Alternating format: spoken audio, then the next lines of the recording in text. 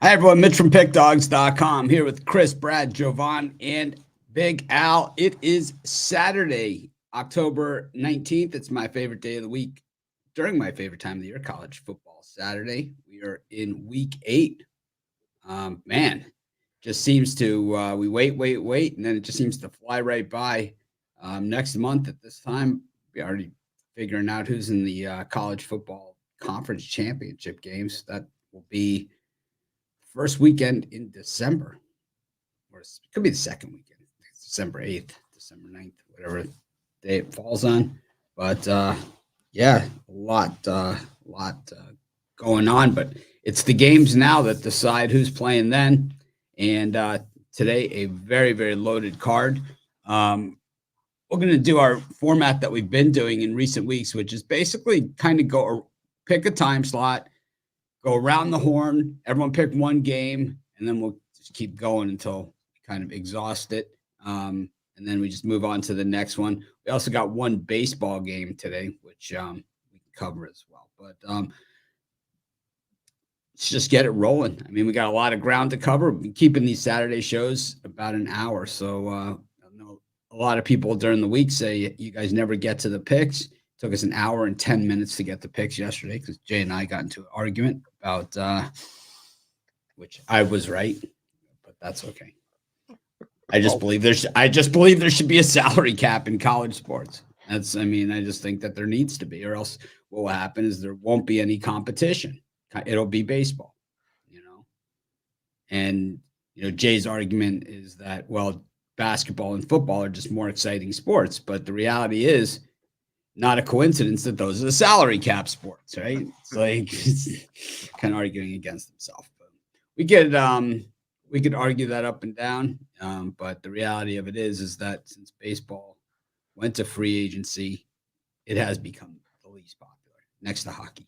But anyways, Virginia, Clemson, Miami, Louisville, Nebraska, Indiana, UCLA, Rutgers, Auburn, Mizzou, Wisconsin, Northwestern, Cincinnati, ASU, Oklahoma, South Carolina. A loaded early slot, Chris. What are you looking at?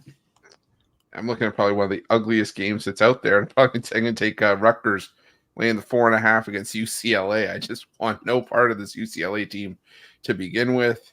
But we've seen a lot of these, West Coast teams, these former Pac-12 teams that have jumped to the ACC and the Big Ten really struggle with these road trips. And Rutgers, hard-nosed Greg Schiano defense.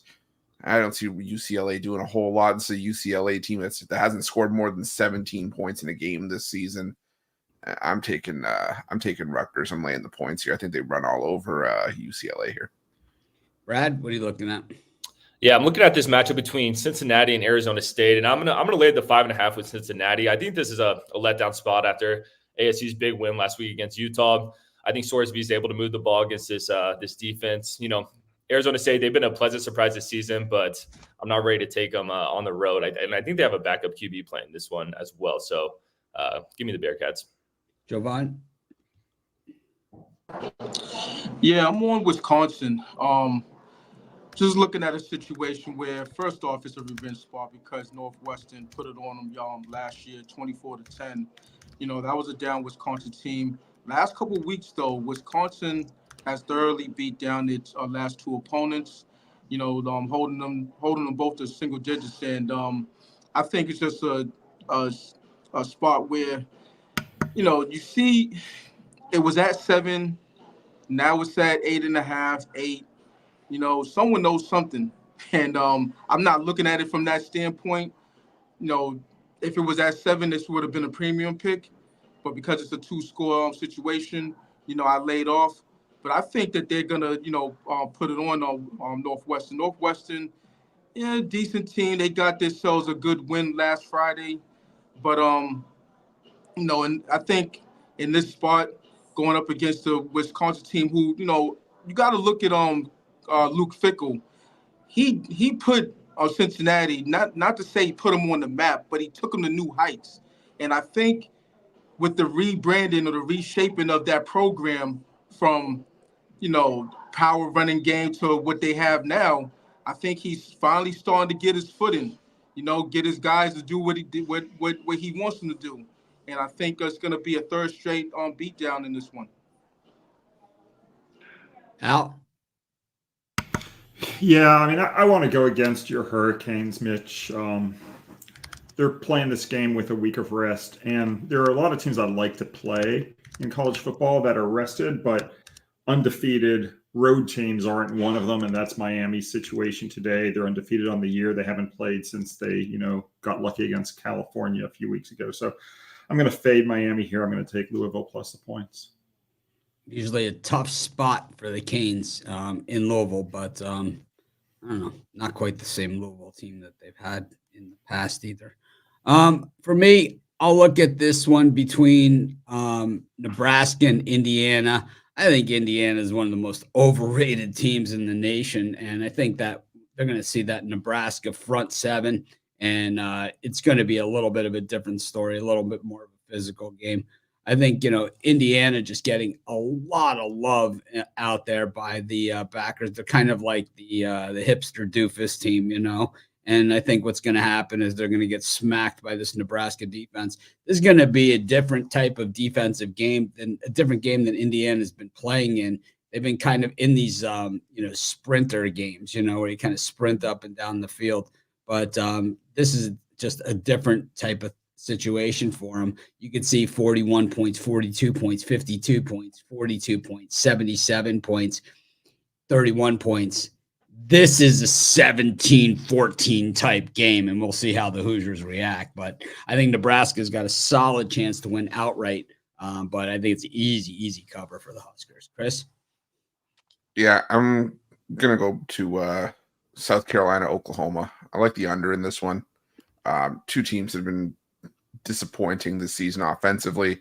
Oklahoma, they've had a banged up receiving group, but still, the Sooners team not what past Sooners teams have been.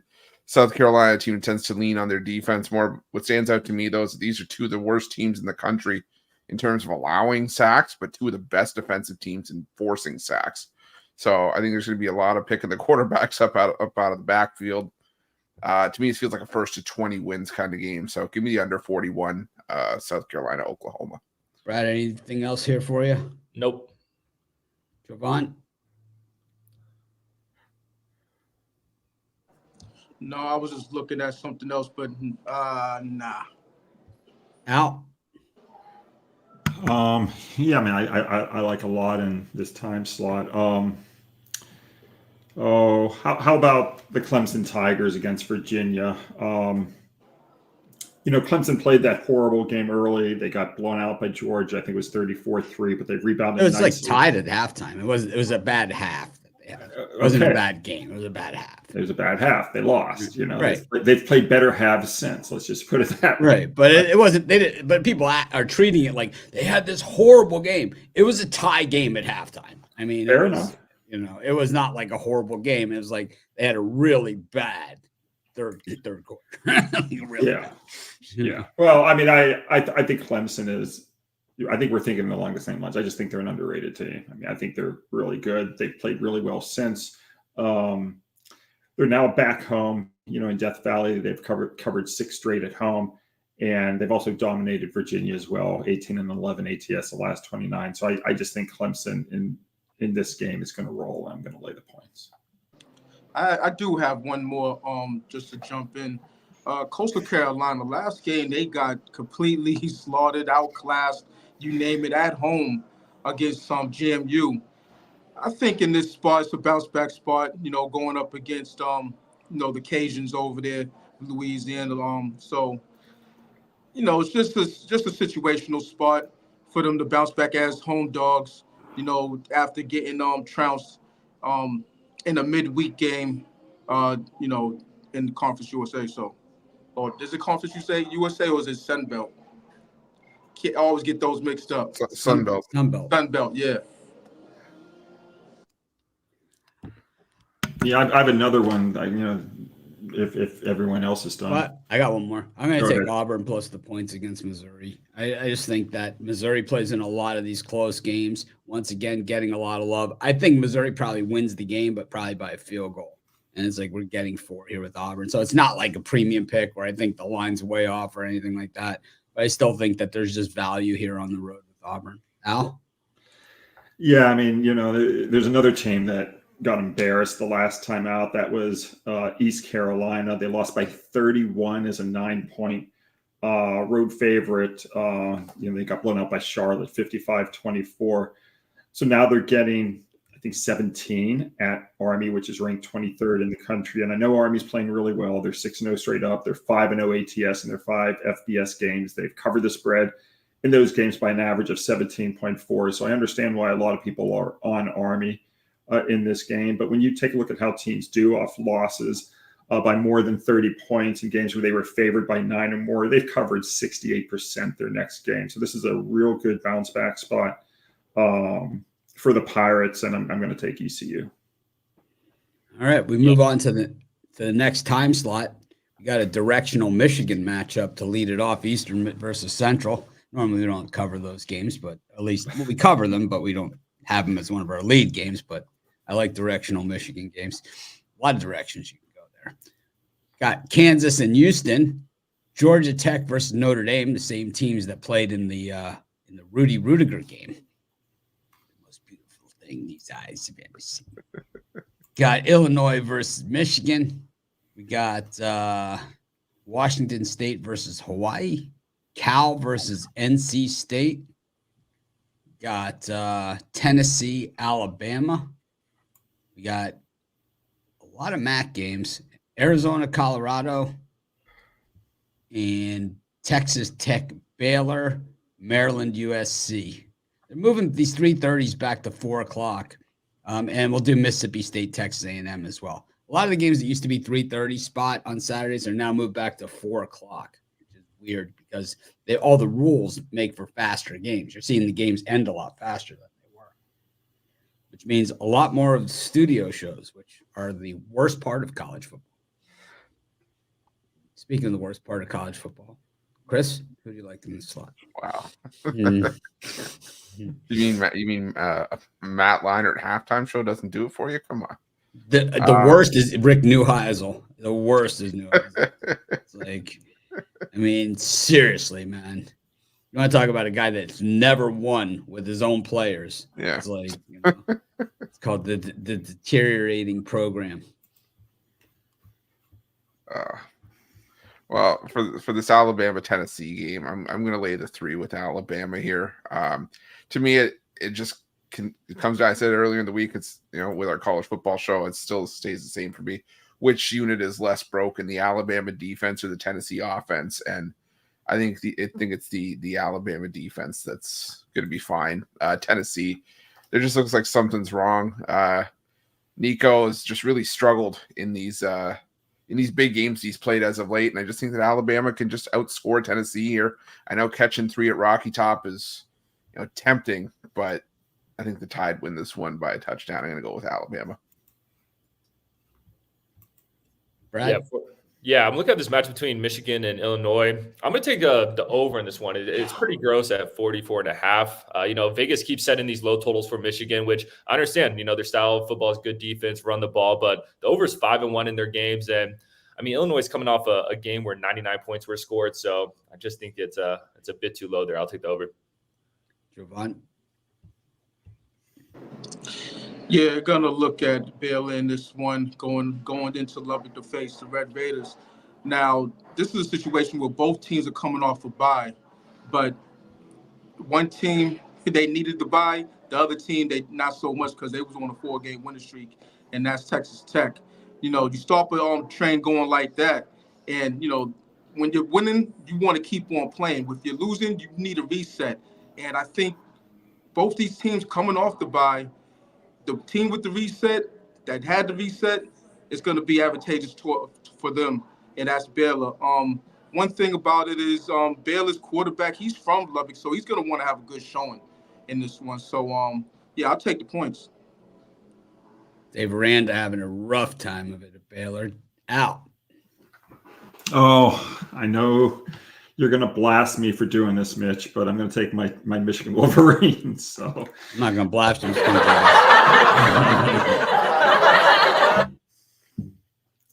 Anyway, I'm going to echo what Jovan said. I think bye weeks often benefit the teams that really need Happened to it. catch Illinois' uniforms for this one? I have not. Oh, they got the special uniforms. Are they wearing black helmets with black uniforms? Oh, no. You've never seen anything like this. The helmets are printed out so they look like leather helmets. Okay. And then it's Red Grange's. The Red Grange scored the 6 touchdowns against Michigan. It's those uniforms. Okay. I'll look forward to watching that. Anyway, Michigan had last week off after, losing, as we all knew they would, to Washington. But Illinois is a terrible home team versus opponents off. Straight up losses. They're 20, 54, and 2 ATS. So I think my boys are going to get it done. I can't tell if I like those jerseys or if I don't like them. I don't know how to feel about them. It's not okay. I don't know how I feel about it. Yeah, I don't know if I like them or if I don't like them because it's different. But the helmet looks weird to me because it's a normal helmet that looks like a leather helmet. Yeah, it is a little different, but here, I'll put it up. Yeah, we could decide together as a group like we do. So there it is. Yeah, I'm not a fan. I'm okay with the jersey. Yeah, it's a helmet. I think the helmet's distracting. Well, maybe Michigan will be distracted. Since it takes away from. Well, yeah. Hey, I like Michigan's helmet. I think they're the best in college football. Can't root for Michigan because they're ass. I'm going to roll with I got so many that I like in the slot, but I'm going to take Mississippi State against Texas A&M and take those bundle of points, man. Texas A&M, everything's kind of going their way. They got their quarterback. They're, blew out Missouri. This is like one of those weird sandwich games, where it's like they're on the road and what should be an easy game, one of the worst teams in the SEC, if not the worst team in the SEC. But, the worst team in the SEC just played Georgia and Texas. So these guys this is going to be nothing, compared to them. It's not really a big step up or tougher game. Stark Vegas is a tough place sometimes, with those cowbells. And as the old saying goes, more cowbell, Chris. Yeah, I'm going to take the over between Colorado and Arizona. I think anytime I see Colorado and a total still in the 50s, I'm probably going to play the over. I think it's going to be a track meet. It was last week against Kansas State, crawled just over the total, but I think this week, against Arizona, I think Colorado's going to be able to find their points. I mean, Colorado, 7th in passing. The Arizona pass defense, middle of the road nationally, but this Arizona offense with Teterow, McMillan, Noah Fafita, I think they're going to be able to put up points on this Colorado defense as well. So I think this one gets into the 60s. I'm taking the over, Arizona, Colorado. Right. Yeah, I'm looking at this match between Navy and Charlotte. And I like this play a lot. I'm going to go with the under 56.5. I was surprised this total was so high. And I think it's just due to some recency bias. We saw Charlotte put up 55 last week, but that was against an ECU team. Navy's not going to allow them to do that. And look, Navy's been incredible this season, but it's still a Naval Academy team. I don't think we should see a total this high in a game Navy's playing. So I just think this number's a bit inflated. Give me the under. Jovan? Yeah, so know how I said last pick that I gave out, where a team that got beat down, jump on them. Now this team, not so much. I'm rolling with USC to get a dub on the East Coast. It's just a situation where Maryland has. I don't think they've ever, beaten. Had a big game where they in a home dog spot, beating the foe. I'm not sure. I haven't really looked it up, but I can't remember a situation where that's happened. They in Big Ten play, they usually get beat down. I'm not talking about when they was in the ACC. Since they've been in the Big Ten, I don't remember them having a big win like that. Under Mike Locksley, especially not. You got to go to Mark Turgeon and the head coach who succeeded him, for big wins. So in that scenario, I think that the Trojans come to Maryland and get a dub in a big way. I think they get a 10 to 14 point victory. Al? Well, I'm going to take Georgia Tech. I mean, this game's being played, in their home city of Atlanta at the Mercedes-Benz thing. So Chick-fil-A will be open for that. Yeah, I mean, quasi-home game or whatever. But when you take a look at how team, they've got a 5-2 record on the season. When you take a look at how teams do with win percentages greater than 700 that are getting more than 7 points at home, they've done quite well over the years. It's tough to lay a lot of points, and now they're getting 13.5, 14 here. I'm going to take a good team, playing at home, getting a lot of points. Yeah, where's the line at this one now? 13.5? 14 mostly, some 13.5. Yeah, my betting group took it at 13.5, so I love this one too. Opened 8.5. I love it. I'm taking Ohio against Miami of Ohio. I know Chris is a big Gabbert fan, but to me, he's just overrated and overblown. And I think, just continues to see with this Miami team. Ohio, even though they've had the coaching changes and everything like that throughout the years, this is a 10-win team every single year, man. 4-2 this season, and their loss at Syracuse. I mean, they really, backdoored that thing, got us the cover. They always seem to do right by me, and they do. They don't always get it done as far as wins and losses, but they cover. They kind of just cover, baby, as Al Davis used to say. I'm going to take Ohio, and I think getting that hook is a gift. I don't even think we might not even need points at all in this thing, but I think with that hook, all day, Ohio sounds like it should be in Hawaii, but it's not. Right? It's got all those Hawaiian alphabet letters.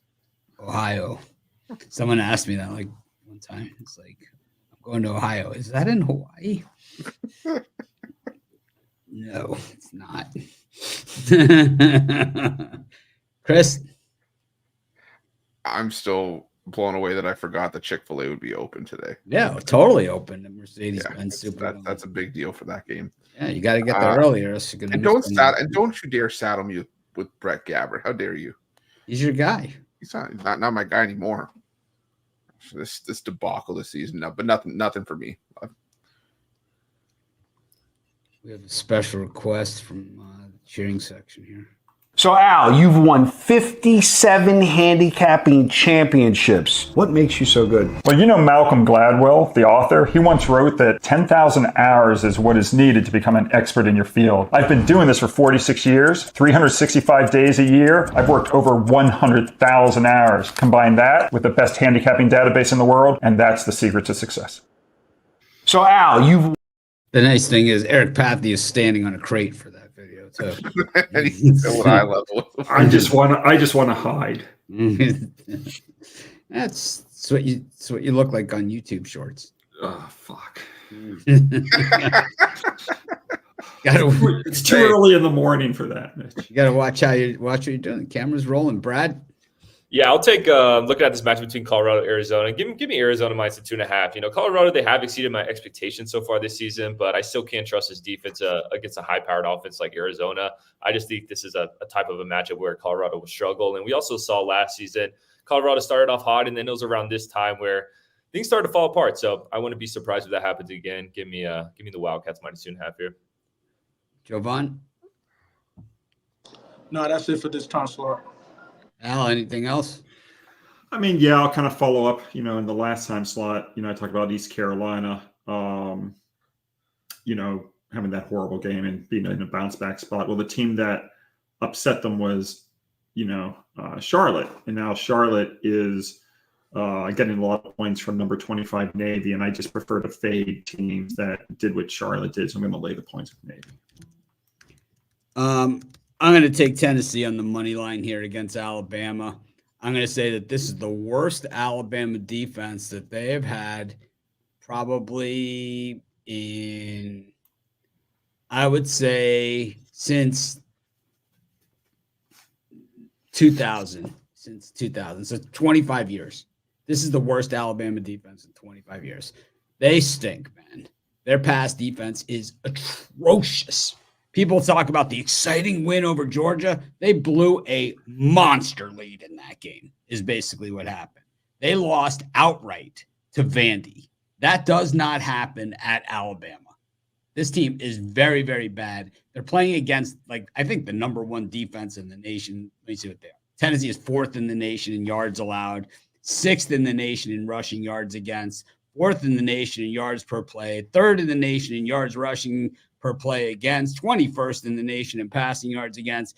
This is a smackdown at Rocky Top. This is like lay the alternate line with the Vols. It is payback time. This is a rivalry game. You have to always remember that. How do you know it's a rivalry game? Because when one team's in the SEC East and the other's in the SEC West, and they play every single year, that's a rivalry game, okay? Every team in the SEC has one of these. For Florida, it's LSU, right? They play every single year, SEC East, SEC West, rivalry game. This one, rivalry game. And Alabama has kind of had their way with Tennessee in recent history. It is payback time at Rocky Top, man. We're going to be so sick of hearing that song. We're all going to know the words. It's because they're going to be playing it like no one's business, because you lose to Vandy on the road, just down the street in Nashville. You sure as hell got a good chance of losing outright in Knoxville. You're going to get your ass kicked. Yeah, the Tennessee passing game has kind of slowed down, in recent weeks. The rushing game has been on fire, but the passing attack since that game against NC State really has slowed down. But they haven't played against a pass defense this bad, man. Alabama, 117th in the nation in passing attempts against them, because people know, man, it's wide open through the air against the Tide, man. 103rd in completions. This team is bad. This is a bad Alabama defensive team, man. Very bad. And the offense, they're good, but they're not great, It's not like Joe Namath or something. Milrow. Anyways, Chris? No, nothing left for me here. Brad? I'll go to my end. Jovan, anything else? A little Western Mish Buffalo for you? No? No, I stay away from the MAC until they play on weekdays. Al, Wyoming, San Jose State? Anything? As far as MAC games go, there is a game I like, but it's not. I know Ron loves the game you just spoke about. I like Toledo plus the 2.5 or 3 against Northern Illinois. Toledo in a bounce back spot after I think they were favored by 10.5 at versus Buffalo, and so it's just a rebound game for the Rockets. I'll take the points. I'm leaning Texas State against Old Dominion, but I don't love it. Anyways, we can move on. I like all these games. I think that 3:30, 4 o'clock time slot is awesome today. It's one of the better ones we've seen all season. Next up, we got Arkansas LSU for the Golden Boot. What did we say it weighed, Chris? 170 pounds or something? Something like that. Yeah. 170 pounds, 4 feet tall, the Golden Boot. Iowa, Michigan State. Iowa State, UCF. Texas, Georgia. West Virginia, Kansas State. Florida, Kentucky. Stanford, SMU. Air Force, Colorado State, which is a regional game. Both teams located in Colorado Springs. Got Oregon State, UNLV, and Utah, TCU. To wind it all down. Brad, what do you think? Yeah, I'll take a shot with Arkansas on the money line here. I thought this Arkansas team was going to be pretty bad this season, but I actually thought they've looked pretty good, 5-1 ATS, and this is a classic letdown spot after a big emotional win last week from LSU. So I think there's a reason this line's only at 2.5. I think the public's going to be slamming LSU. I think Arkansas is live to win this one outright. Jovan? Yeah, I'm on MSU. After getting beat down in the last couple games by OSU and Oregon, they got a bye, much needed bye, so now they got to face a Hawkeyes team who, they're putting up some points, that's to be sure, but with them being at home, getting enough rest, getting enough preparation, and have I guess you could call a dual threat quarterback who does make a lot of mistakes. If he calms down on those mistakes, I think they'll be in play for a cover, if not, outright victory in this one. These are the games that they usually don't lose. So, I'm not really, banking on them to win this one outright. But I think this should stay within the spread. So in the comments, this guy says Tennessee struggled with Florida. Yeah, Tennessee struggled with Florida. That's a rivalry game. Alabama lost outright to Vandy and beat South Carolina by 2 points. So I don't see where that's relevant at all. I'm missing it, man. They beat South Carolina by 2. I mean, normally South Carolina, Alabama is like 66-14, type game. Al? Yeah, I mean, I'm actually just going to – I guess I'm a pussy. I'll take the points rather than the money line with Arkansas. They're playing with rest, and I like taking, certain rested, revenge-minded home dogs, especially when they're off a straight-up win, as Arkansas is. They upset Tennessee as a 14-point dog 2 weeks ago. So those teams have been pretty solid over the last 45 years, and I'll just grab the points with Arkansas. I'm going to take Georgia on the money line against Texas. You can only beat who's in front of you. And, for Texas, it's been Michigan, Colorado State, Texas, San Antonio, UTSA, for those people who don't even know what that is, Louisiana Monroe, Mississippi State, and Oklahoma missing their top 5 wide receivers in that game. And their quarterback, right? So I think, you can only beat who's in front of you, and Texas has certainly beaten them, and they've handled them. They've covered the spreads, and they've looked impressive in most of the games, and even most of the halves of most of the games. But there's one thing that we've learned in recent years, and that is if you give Kirby Smart the slightest bit of disrespect, this guy is an asshole. Did you not see the TCU national championship where he talked about how his team was disrespected? It's like, Kirby, the lowest you were ranked all season was 2. Where was the disrespect? And he just went on and on and on about it. I think being disrespected and almost counted out going into Austin for this game, when you look at the schedule that the Dogs have played, Clemson, Kentucky, Alabama.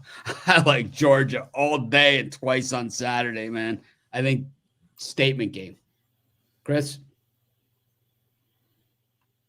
How about the rivalry game no one talks about? The Dakota marker today. South Dakota State, North Dakota State.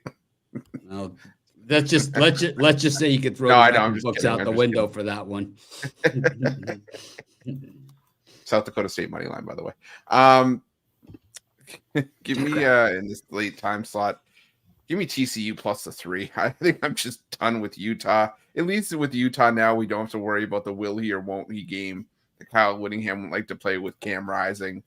Now that Rising is done for he played 1 game now. He's going to be back for his 9th or 24th season next year with a walker. I don't know, but I'm taking TCU here. I just think they can simply outscore Utah. This Utah defense still, even if they hold down TCU, the offense can't score. So give me TCU plus the points, sprinkle on the money line as well.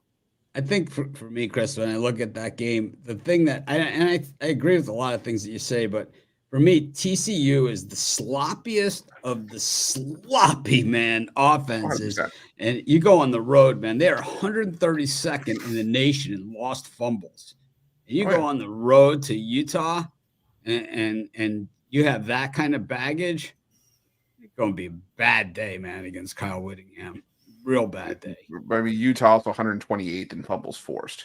Yeah, So. you know, they're also 29th in interceptions, and this is true. And, this is true. And TCU 100th in throwing interceptions. I was just going with the fumbles. They're a turnover machine, man.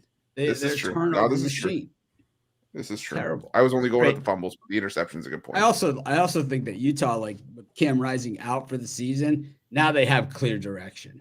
You know, it's like instead of this back and forth, will he play? Won't he play? Will he play? Now we know he won't play, so it's like they have clear direction.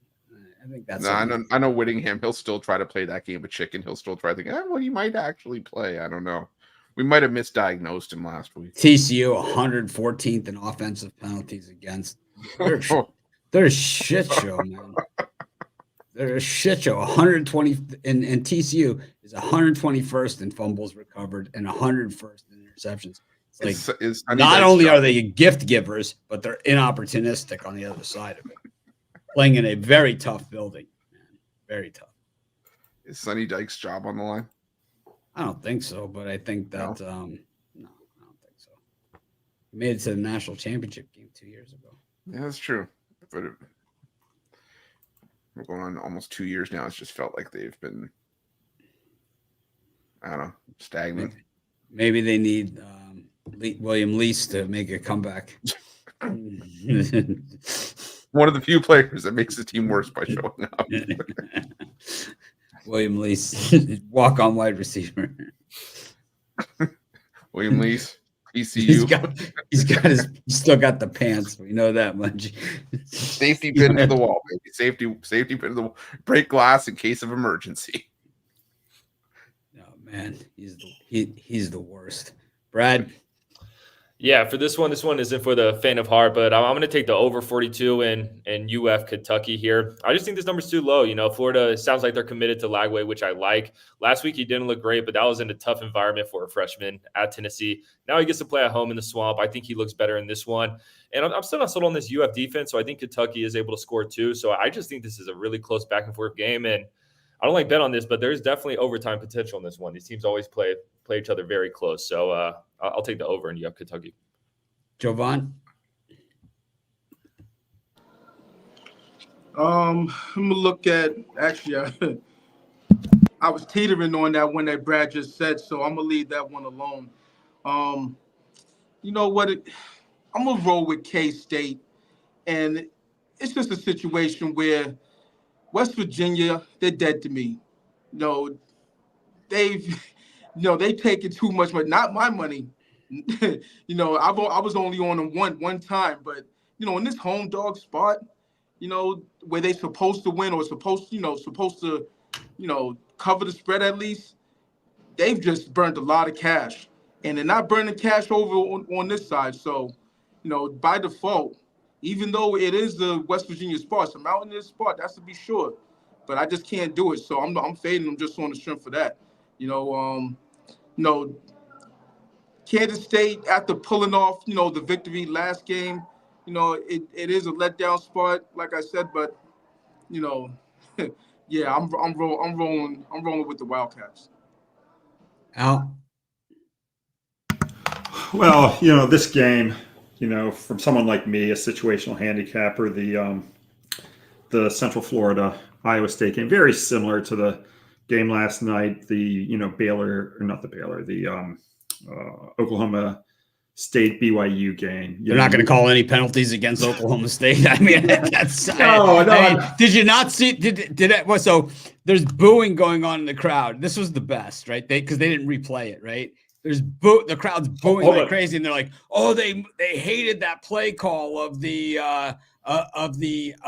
option pass by the running back." No, what they were booing was that the receiver got pushed over in the secondary. I mean, a clear push, and I mean, he got pushed to the ground. There's no flag, and the ball was intercepted. That's what they were booing. I mean, guys are just. I mean, God, how bought and paid for can you be? Anyway, I'm just trying to draw a comparison from a technical standpoint, which I don't care about, the officials. The BYU was undefeated ATS, obviously straight up. They didn't cover last night. Against Okie State. The Cowboys, came into that game off, 3 ATS losses, also, 3 straight up losses as well. So it's the same situation here. You've got Central Florida off 3 upset losses. They were favored in, their games against Colorado and Florida and Cincinnati. And you've got Iowa State. I know they didn't cover their opening game against North Dakota, but they're 5-0, ATS and straight up, obviously, in their FBS game. So you've got 2 teams on the surface going in opposite directions. And this is just a nice situation to step in and take the team off the 3 upset losses. And I also like the fact that Central Florida is on the road off those losses rather than at home. So I'm going to grab I think it's 13.5. Yeah, I'm going to take Air Force on the money line here against Colorado State. Battle of Colorado Springs. Colorado State hasn't won on the road since last September when they beat Middle Tennessee, September 23rd, last season. And here they are favored, getting better than 2-1 on your money on the money line here with Air Force. Why not? It's like, guys want to know how to make money betting on sports? Find value. Here's a team that can't win a road game to save their life, man. Favored on the road, 2-1 on your money on the money line on the other side. Air Force sucks, but may the force be with you. Chris? Got me. I'm gonna take North Texas plus the 11 against Memphis. This just isn't the same Memphis team that we've seen in past seasons. They're winning games with defense, but the problem for Memphis is that, they're also scoring just 21 points against USF, 24 against Middle Tennessee. And to that point, they also really haven't been tested. I mean, the toughest team they would have played was Navy, and they gave up 56 points in that game. North Texas has an offense that can go shot for shot with, almost anyone they're up against. And we're catching 11 in a game where I think it comes down to who has the ball last. So I'll take North Texas. I'll take the 11 points in this one. Brad? Yeah, I'll take Oregon State plus the points. Nice little late night game here. This is somewhat of a look ahead spot for UNLV. They got Boise State next Friday, so I think this is one of those games that could get weird. You check the score late at 9, it's like, damn, Oregon State's keeping this one close. So I love UNLV like the rest of them. It's a fun team to watch, but this is just a weird, tricky spot to 10 p.m. Eastern time. I think Oregon State keeps this close, and I think they're live to win this one outright as well.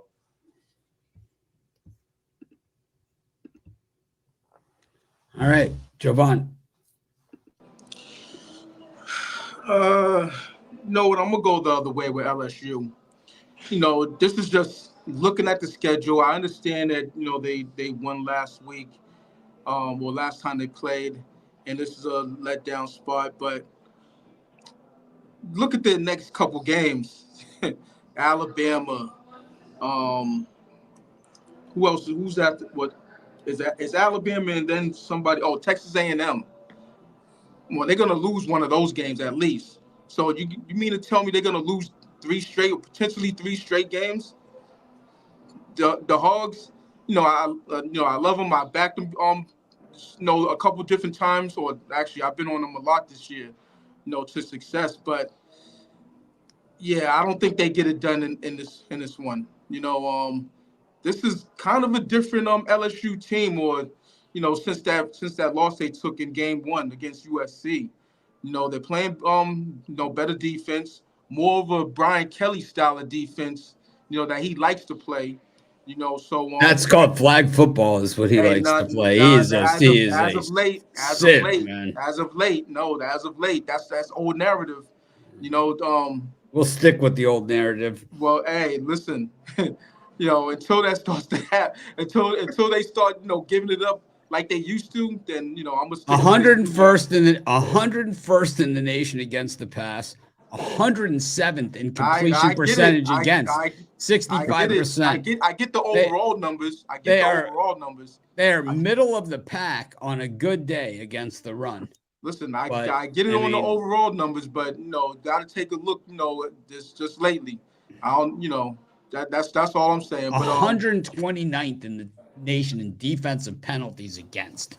yeah, Yikes. well, but what I'm saying is this: they're not going to lose today against Sam Pittman's boys. That's what I think. Trophy game. Hey, yeah, Trophy well, game. yeah. Those trophy games, it means something to somebody. But To Arkansas, it does. Man, Yeah, they've lost hey. 8 of the last 10. Believe me, they want that. They want that boot. Yeah, but bottom line, I don't see LSU going on a free fall, and if they lose this one, they are going to go on a free fall. So, give me LSU. I think Brian Kelly and Lincoln Riley should just go away. Al, What's the word they use for the Brian Kelly games? Is it Olay when they're in the stand with the Matador defense? Is that what that is? go away. Just go away, man. Oh, it's go away. Lincoln Riley against Brian Kelly was a great way to start the season. It was their bowl game, for both those guys. My favorite rants are the go away rants. Go away, man. Well, I'm going to look at the Mustangs, SMU Mustang Stanford Cardinal game. Two teams again going in opposite directions. Stanford comes into this game. Ever since they beat Syracuse, on the road they've been horrible. They're 0-3. Suats getting blown out 3 straight games. SMU 3-0. Suats their last 3. They are playing with a week of rest, which I don't think helps them now that they have to go on the road and lay 17 points. So I'm going to, grab the big number with Stanford. When you take a look at how home dogs of 14 or more points do, if they're off back-to-back Suats losses and they're playing a conference foe off back-to-back Suats wins, not surprisingly, the home dogs do pretty well. Rebound there, cashing 61% the last 45 years. So it's a big number. It's too big for SMU. It's a lot of points because I think that game's an under in my book. Anyways, anyone else have anything? Chris? Brad? Nope. Jovan? Sorry, yeah, nothing for me. Out. Anything else? Southern Miss Arkansas State? No. Dangle the carrot out there. just throwing it out there. No, Kentucky, Florida. All right. We got baseball. It's the Yankees and the Guardians. It was about as heartbreaking of a loss for the Guardians as you could get last night. Clase is second blown save now of the postseason. This guy was unhittable in the regular season. I still think he's going to get Cy Young votes. The Guardians did everything, came all the way back, only just to make. I mean, they let the Yankees up easy in that one. Did you guys think that when Noel hit that ball, did you guys think that was going out, the one that was caught at the wall? Yeah, I thought that thing was gone. I did too. I was like, No I couldn't believe it. I was like, oh my God, this guy was. I mean, if he had hit that home run, he would never have paid for a meal the rest of his life. Yeah, he'd be the mayor. What do you think's happening to Clase? Is he just like fatigue or not made for these spots? The book's out, man. These scouting reports are just unbelievable these days, and the Yankee hitters are pretty good. And I think that's just really what it comes. I mean, how do you get to the postseason and the games are 20 runs across the board, man, in both series? I mean, did you see the Dodgers and the Mets? Second and third, nobody out in the first inning. They get out of it, and then they come back the other way, 3 runs, and then they put a dozen up on the Dodgers. I cannot wait for the Yankee-Dodger World Series. Cannot wait. Number 1 payroll, number 2 payroll, number 1 TV market, number 2 TV market. It's gonna be off the charts. I know all the people in the small market cities will hate it, but I'm gonna enjoy it. Probably not going to. I'm going to guess the Dodger fans will only enjoy the idea of being there because they're going to get slaughtered. Yeah, it'll be 1 World Series in 36 years for them, and that's the Asterisk World Series. Which one was that? I know the Houston Astros had the shortened season. Oh yeah. It's the only year they've won it was in the last 35 years. It's hard to believe that they've won 1 in 35 years. It's like the Marlins have more. The Diamondbacks. It's kinda crazy. It's kind of like it was hard to believe that Michigan had only won one national championship in 50 years. Well, that's not hard to believe. I can't believe that somehow they got Georgia out of the playoff to make sure that they got. So the two most underachieving programs in college football were easily Michigan and Texas, and then Michigan won last year. And now watch the other underachieving team, Texas win. So you'll have back-to-back years where the teams that couldn't do anything win. Texas has no chance. Zero chance. I don't understand why Michigan's your whipping boy, but Texas isn't. I mean, no. Believe me, you missed yesterday's show. Believe me, Texas is equally there. I invited Jay to come down and look at our trophy case and see what a real team looks like any day, anytime he likes. It's like, you could sit there and talk about how they have the most money and all that other stuff and how they deserve to get the best players because they have the most money and they could pay them the most and all that stuff. And it's like they could, pay guys to sit on the bench millions of dollars while, of course, straight A students can't go to school because they can't get a scholarship from that same college. But the thing is that, they are the most underachieving team. And it's not even close. They got the one national championship with Vince Young, and that's it.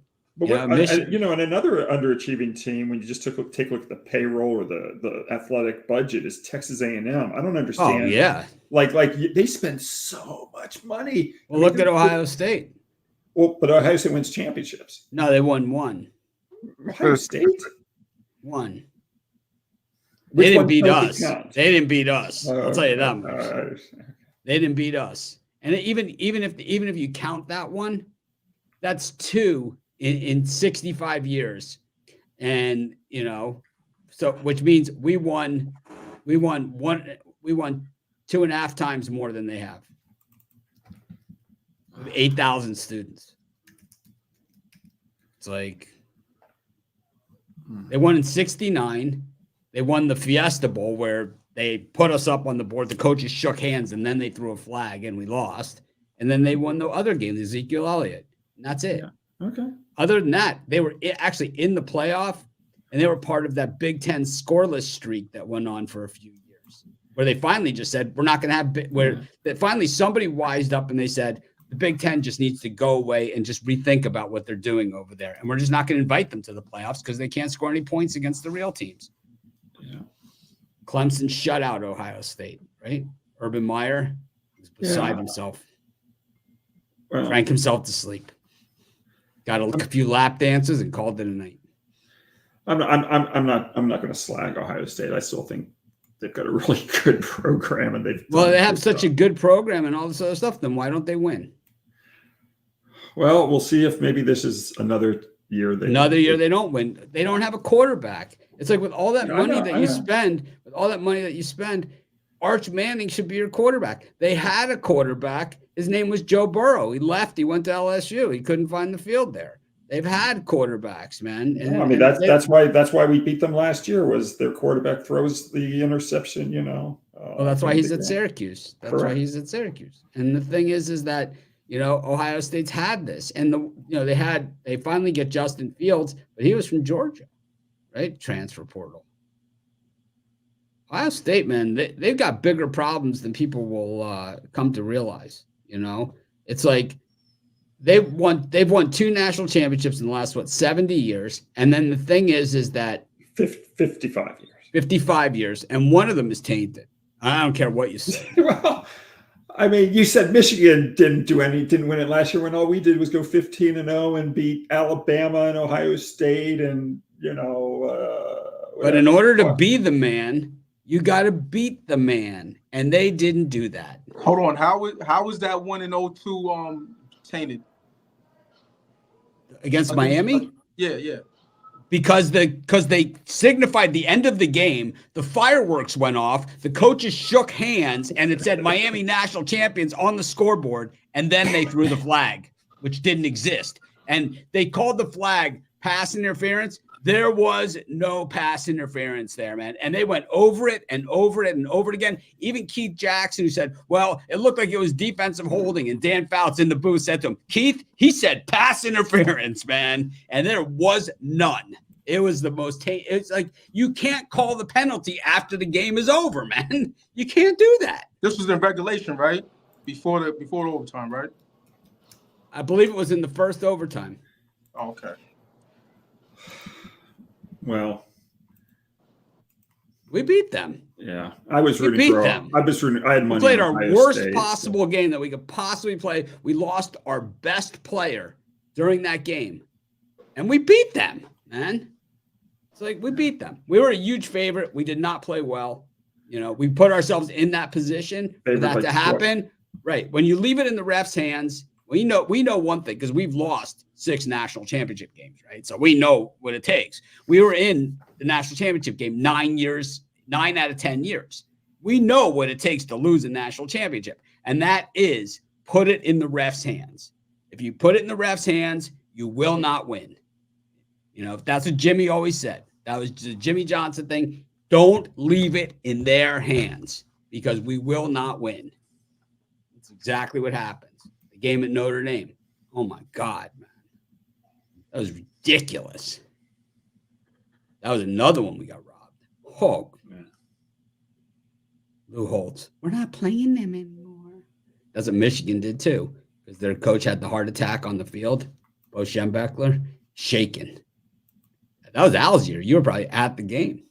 Which was that my first game I went to was when we beat, I think, Vinny Testaverde on game 1 or whatever. It was I forget. We upset Miami like in the first game I ever saw at Michigan Stadium.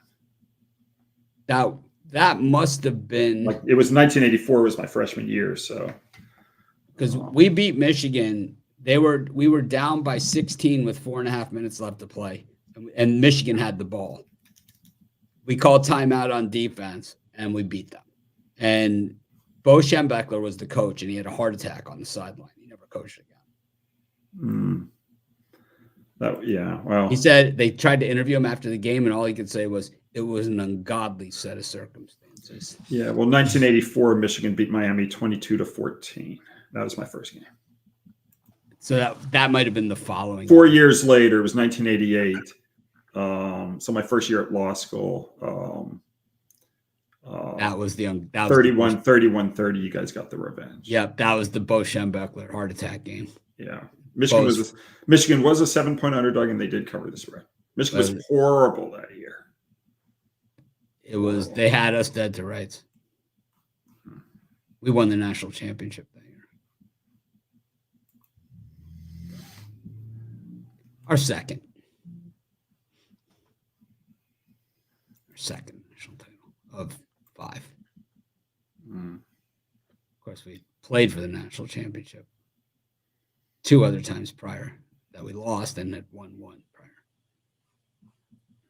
9 national championships games, 10 years.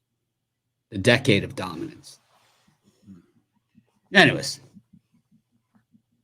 different times. Speaking of the Yankees and Guardians, Chris, who do you like tonight? Yeah, I'm going to go with the Yankees here to close it out. If they force Game 6, then I'm always excited for more Cleveland Guardians baseball. But the problem is that the Yankees are finding the timely hits now. And the one advantage that I really thought that the Guardians had coming into this series, that bullpen started to get really shaky, like you mentioned in my Emmanuel Clase earlier. 6 earned runs allowed the entire season, and his last 5 appearances, he's allowed 8 earned runs. So just hasn't had it in this series. And I think if the Guardians don't get to Bybee early like they did earlier in this series, I think they'll be able to get to Cleveland's bullpen, find the timely hits once again. I'll take the Yankees here. All right, no hockey tonight. So, Brad. Yep, I will take the Yankees as well. I don't love taking Rodon on the road, but I just think there's going to be one of these innings where we see a Stanton homer, Soto homer, Judge homer with guys on base. They're just going to have one of these big innings, and just going to be one of those games where the Guardians are just clawing their way back, trying to stay in it. So I'm just going to ride with these hot Yankees bats right now, giving the Yankees on the money line. Jovan? Must-win game for the Guardians. I know it was a heartbreaking loss, but I expect them to bounce back. Rodon on the road, he's a fade. Simple as that. Guardians extended. take it back to Yankee Stadium in the Bronx and for Game 6. Or was it? Hold on. What game is it now? It's only Game 4, right? It's Game 5 right now. All right. So 3-1, Game 5. Yeah. So force Game 6.